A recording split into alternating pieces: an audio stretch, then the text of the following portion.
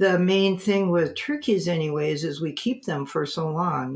Broilers are off to market at a pretty early age, whereas turkeys, especially the toms and that, will be kept 18 to 20 weeks or so. And so you're kind of constantly struggling, with the issue of footpad dermatitis development and that, because, they're on bedding, some kind of bedding that converts the litter, and trying to manage that. So then just, I think in general, managing a turkey house, and this is my own opinion, is much more difficult.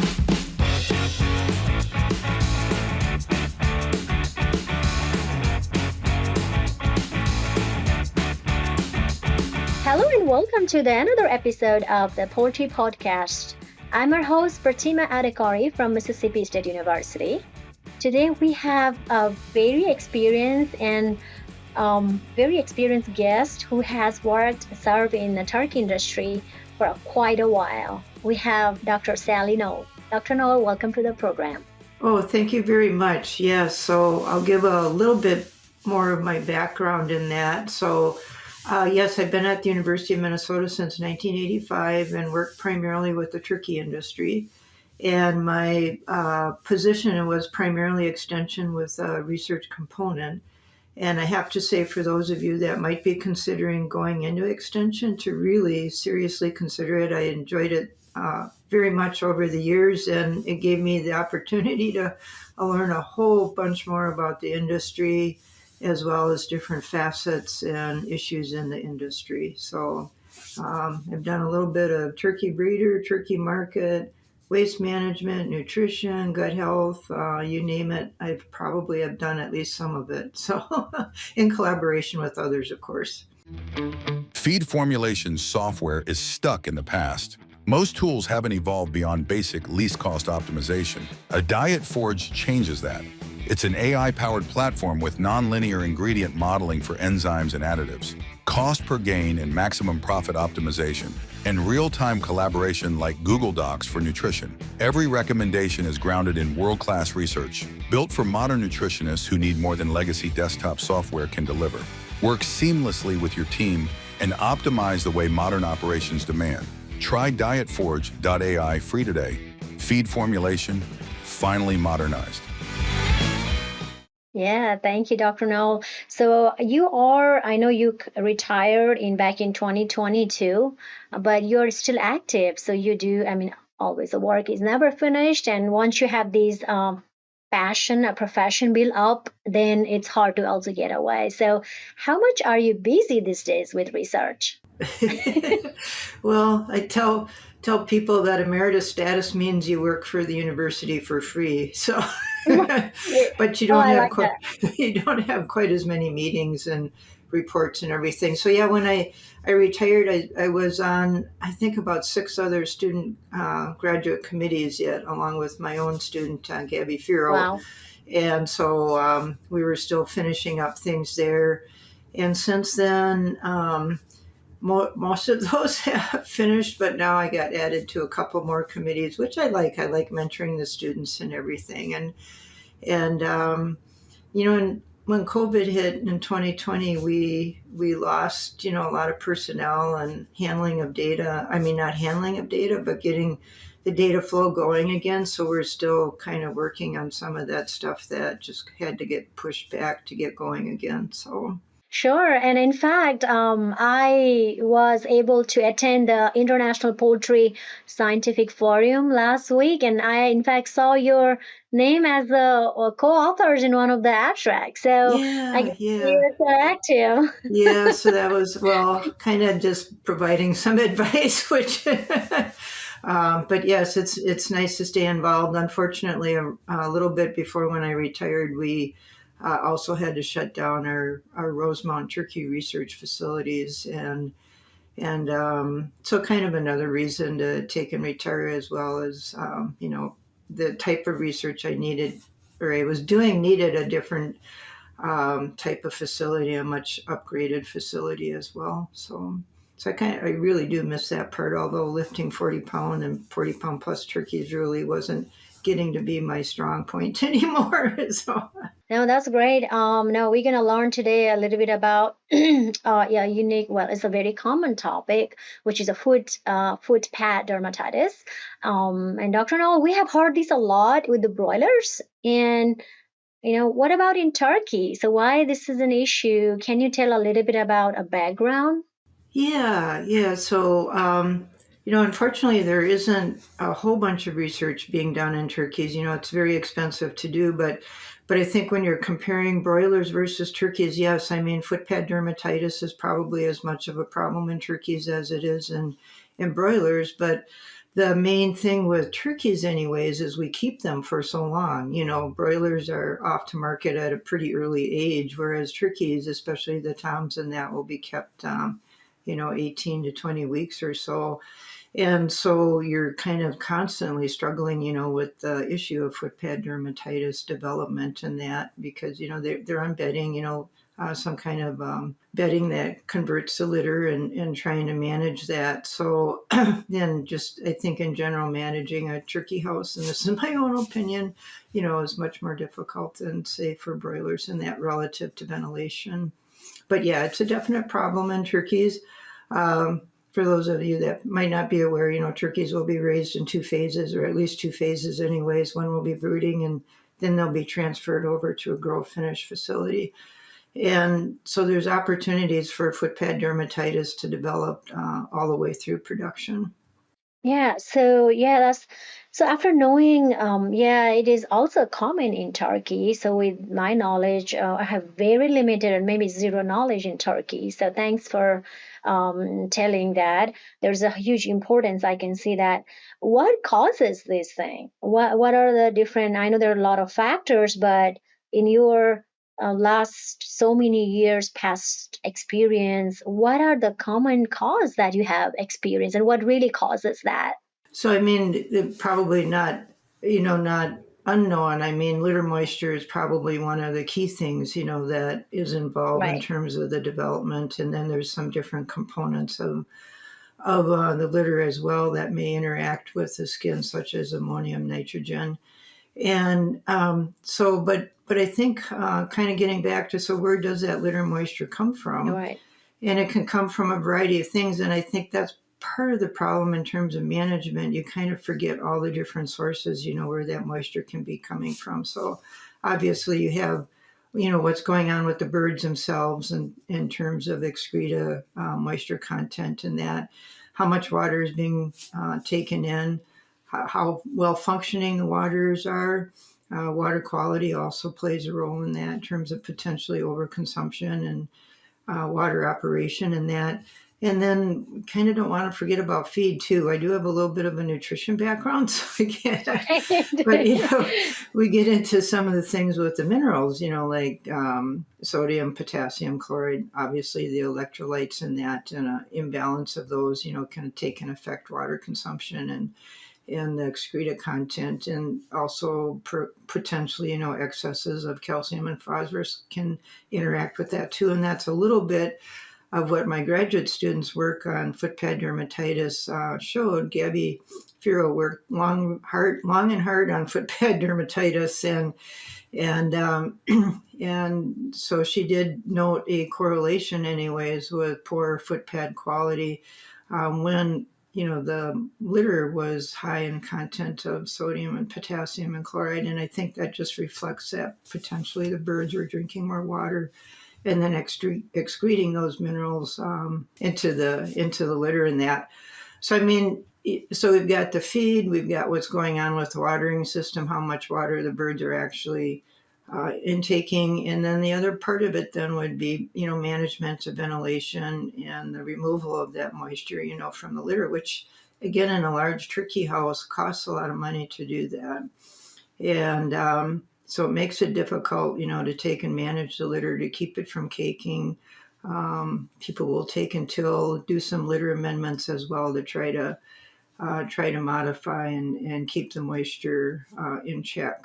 Yes, so typically in a broiler diet, in layers diet, we balance for sodium and chloride. So we make sure in our formulation, we don't make sure we're not going above beyond the limit. I'm sure you do that for turkey, right? Oh, yes, yes. Yeah, they're all fed a highly formulated, balanced diet, but at times you can get, ingredients that have different composition. Um, Right. or maybe a little more salt gets added than you think it was going to be added or something like that. So yeah, so definitely, nutritionists and the feed mills definitely are really paying a lot of attention to the quality of the feed and the formulations and that. But those things, can still happen yet. So Yeah. Do you balance more than beyond sodium and chloride any other electrolyte like potassium, anything like that? Has it been coming in a turkey nutrition side of the things? oh yeah, yeah. I think Hmm. yeah, people are looking at the electrolyte balance and that because of the impact that it can not only have on management but on other things that are going on with the diet as well and that. So yeah, and I Right. know in the research program when we're doing a particular amino acid trials or something that we're adding a lot of material like chloride into the diet and that we would definitely try to take and balance that out. So yeah. Yeah, so are we talking about like a market age turkey, right? Typically that goes before, and then we want to control. How long, when does it really start? I mean, at the grower a starter, like at the grower phase, or when do you see a lot of these footpad dermatitis happening? As a later phase of their production, or at the middle, or the beginning? So how common is it? And when? Well, okay. Well, definitely, you can see it in the brooder house, okay? Because the Okay. birds are growing fairly quickly. They may be encountering some enteritis conditions during that time too, which is going to take impact the moisture. As Mhm. they're growing fast in that, as they get closer to the time, when those birds are going to be moved, um, Mhm. there's that chance of feed and excreta, packing up underneath the feeders and that, or excreta, packing up around the on the litter, by the waters and that, and then the birds have contact with that material, and then that kind of starts the inflammation, on the bottom of the foot pad. And in the Right. brooder barn, the producers will be paying a lot of attention to try to keep that caking down, get that material mixed in or removed or whatever, so the birds don't have that contact with it. And in the field studies that Gabby did, we actually found a relatively low occurrence of footpad dermatitis, in the brooder barn. Um, Okay. on average, was generally, somewhere between, I mean, a fair majority of the birds didn't have any lesions at all, and the other ones had some, minor lesions, which actually, when we talk about scoring later on, we found out that a lot of times in the brooder barn, when we compared to postmortem scoring, anyways, that they might have been overestimating the issue. But then when the birds move into the grower house, again, for a while, um, well, these are very fast growing birds. And Right. densities are there too, and so after a while, you do see this issue with some of the litter caking up. Moisture kind of sits on top of that, and then the birds will take and have contact with that material and develop a more severe form of footpad dermatitis. And um, and then it kind of usually seems, around that 8 to 12 week time period, anyways, which is more difficult. The birds are adjusting and growing fast. Maybe might be something going on with their gut at that time, and that's Right. where we had gotten into some things on probiotics, prebiotics, to try to help with that transition. But in general, and unfortunately, by the time the birds go to market, at least in the field studies that Gabby did, her findings were such that almost all birds had some kind of lesion on the bottom of their foot. Now, some of this might have been a very small lesion or very, mild or moderate lesion, but definitely the number of and the percentage of severe lesions had really increased from when they were moved into the brooder facility. Yeah. Moved from the brooder facility. Yeah, since Dr. Noll, since you mentioned about now we And thank you for driving this conversation, because I was going to ask you about the scoring system. And for more advanced producers or others who are interested to know, right? I mean, how this food pad dermatitis is assessed in the field? How do you, what is kind of typical scoring system look like? If you can share about it. Yeah, so maybe just to add a comment about scoring in the field. With turkeys, again, they're big birds. And Right. so it is difficult to score, especially if you're looking at trying to score market birds. It's very difficult. They're big birds, and if they're not handled correctly, you can get some damage to the wings and that type of thing. But from the project that Gabby was working on, we're trying to look at how accurate live scoring was to what we would call postmortem scoring, or scoring at the processing plant, which would generally be Right. considered to be more accurate because of the conditions and Yeah. um, a little bit of processing on the foot pad to make the lesion a little clearer in that. But so basically, the scoring system we used, and the name escapes me right now, and I'm sorry about that. But anyways, you kind of go between, do you want a simplified scoring system, or do you want something that's going to capture a lot of detail? And so the scoring system that we were using, a 0 would be either no lesion at all, or just the very, very beginnings of a lesion, Mhm. maybe a small amount of discoloration. And then a 1 would be something that would be a little more moderate. You're seeing more discoloration, maybe a little bit of swelling, something that's called hyperkeratosis, where the scales start to kind of lift up off of the foot pad and that. And then we get to score 2, which is where you have the necrotic lesions, where it's down deeper into the epidermis. And I should say that, for one thing, I'm trying to remember, we had about 150 individual samples we were tracking all the way through these different scoring systems and that. And we never did see one where the lesion actually got down into the dermis. So it Okay. was, for the most part, a lot of times at least, somewhat superficial, if you want to call that. But some of those lesions did get um, fairly deep.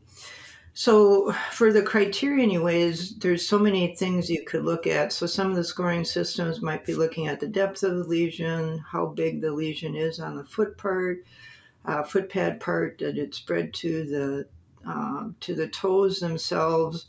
So it gets a little bit complex about, and if once you have 3 or 4 things you're looking at, I can see where it gets easier. Some people will pick out swelling maybe easier than some people might pick out, a little bit of change in coloration or something like that. Okay. And then you kind of can get into a discussion about, well, is a small lesion versus a large lesion, are they really the same thing? So are you scoring on size? Right.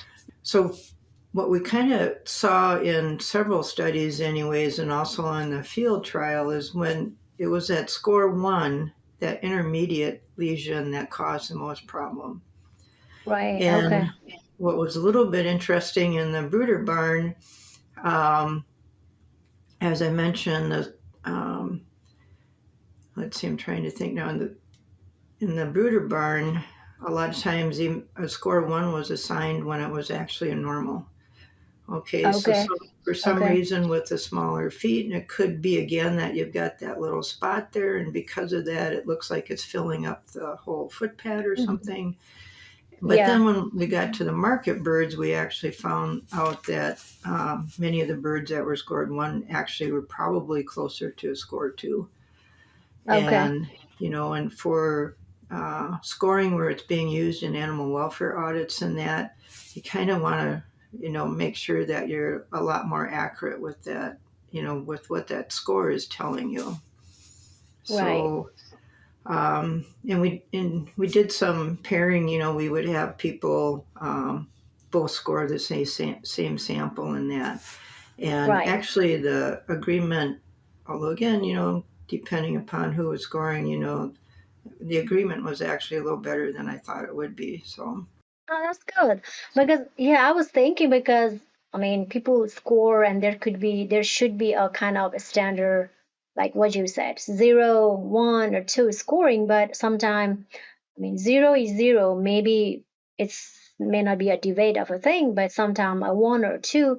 And similarly in the other kind of scoring. For example, I do few keel bone, like keel scoring in layers. So most of the time we have to, I make sure I have people around me, like 2 or 3, and we kind of come in agreement, because then I see what you're saying, because sometimes it's not objective, it's really subjective. So you want to make sure people, you respect their opinion. I Yeah. mean, yes, and I think that could be a challenge. I mean, especially with the turkey bird, and not many of the people or faculty or researcher work in Turkey, so there could be another challenge there, which with a minimum experience. Yeah. Yeah.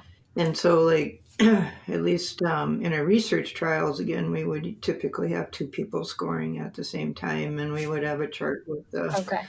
description and the photographs and everything, and that's the best way to do it. But you get out into a commercial turkey barn, Yeah. and if you do want to take and do some live scoring, most likely you're going to probably only have one person that's going to be scoring. So, but it also points out the aspect of having good training, mentoring who's ever going to be doing that scoring and that, so that they recognize the lesions and can score appropriately then. Save the date. Join the Poultry Science Association for the 2026 PSA annual meeting happening July 10th to 13th, 2026. Experience the forefront of poultry science at this dynamic conference featuring cutting-edge research and innovation from industry leaders and academic experts. It's your opportunity to connect, learn, and help shape the future of poultry science. Mark your calendar and stay tuned for more at poultryscience.org. Yeah, Sally, like, I'm just curious to know, I mean, from your experience working with the turkey and footpad dermatitis, what is the effect of these dermatitis with these birds having high score, 2 or 3, with relationship to the gut health? Are the gut health good? Have you looked into that relationship? How good are these birds, like digestion wise, or have you looked into those connections? I'm sure you have. So, what is your take on? I wish we had. So, I know. pretty much information that we, at least for the field trials, we got a sense, for whether the flock was doing good or not. Mm-hmm. But unfortunately, while we had a lot of individual observations within a flock, we didn't have a large number of flocks, and so it was Okay. we didn't have enough information to try to bring those two together, unfortunately. So Yeah. So, can this bird recover back once they get the footpad dermatitis? yes, and I'm glad you brought that up Yep. because in scoring systems generally don't recognize recovery. Okay. Okay. It's still listed at for the scoring system, which I forgot was Dr. Berg from Sweden. She had published a number of papers on footpad scoring systems, and that was her system that we were using. Apologize for not remembering that No problem. before. But It's all right. okay. But one of her pictures actually shows regenerating footpad. And Okay. so basically what happens is you get that damage to the, after you get that to the number 2 level, quite a bit of the surface of the footpad is affected. Skin is kind of starting to slough off. So I shouldn't say skin, but the upper levels of the epidermis are sloughing off, and the scales have also come off at the same time, and so it looks like a very smooth surface.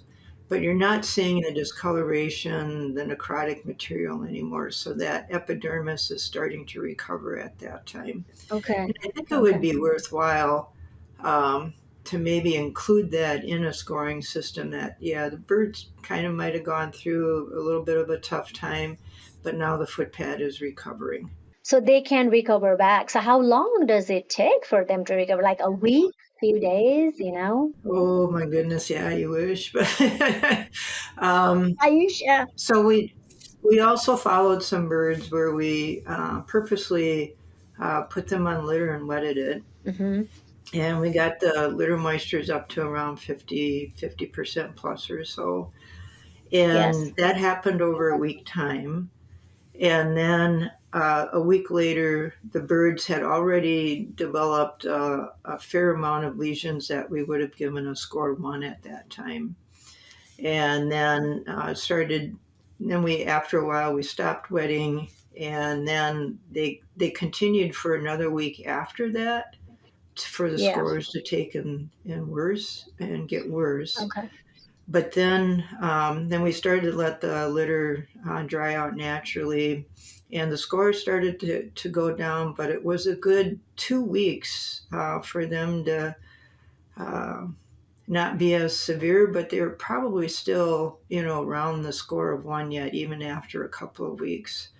So it does take a fair amount of time, for that lesion to take and heal. Yeah, no, we know that the bird health, there's a nutrition, there's welfare, and health associated with birds. So everything is very important. And again, we're talking about this market age turkey, and I mean, if their food is not good, then we have a lot of problem going into the market. So I'm really glad today I was able to talk with you about a little bit different gear, bringing turkey in our conversation of the podcast. Mhm. It's time for our famous 3. Natural Biologics is using cutting-edge science to dig deeper into the poultry health challenges you face. By gathering scientific evidence, they identify the most effective combinations of natural ingredients that improve animal health. Visit naturalbiologics.com/poultry to see the newest research in both turkeys and chickens. I am very curious to ask you one question, which is out of the conversation. So I saw at the back of there's a lake girl, the poster you have. Is there any story you want to share? Well, well, even though I'm still working for free for the university, I have been trying to develop different hobbies. And so fishing is, I've always liked to fish. Yeah, And then it's cool. I was actually at a Minnesota Turkey Growers Conference. I think it was up in Detroit Lakes, and I went into the gift shop, and it's like, oh, I want this. So yeah, I tried to get out on the lake. I also started to take up fly fishing too. Cool. Even though I've been working at it for 3 or 4 years, the number of fish I've caught has been relatively small, but it's still fun. Yeah. Oh, thank you so much. I really enjoyed today, and thank you for your time. I know you're super busy, even though you're not. You're already emeritus, but as you mentioned, you look very busy. But I really appreciate your time, and thank you for sharing your knowledge. Do you have anything to share to our audience before we wrap up? I think, footpad dermatitis is a struggle, but it is something that, to keep an eye on and, look at that processing data really closely. Maybe there's opportunities, at least for turkeys, when you are handling the birds, that you can take a quick look at the footpads and see what's going on without making any special effort as well. So, yeah, so just keep after it. Yeah, absolutely. And again, as Turkey being unique to the North America side of it, so we need to find more in this country. More research needs to be done. Oh, yeah. Thank you so much, Dr. Sally Noll, for today's episode. For all of you listening or watching us in different platform, thank you for watching this episode today. I hope you guys learned something out of it. I learned something out of it with Dr. Sally Noll's conversation. Again, until next time, I will see you again. Thank you all and take care. Bye-bye.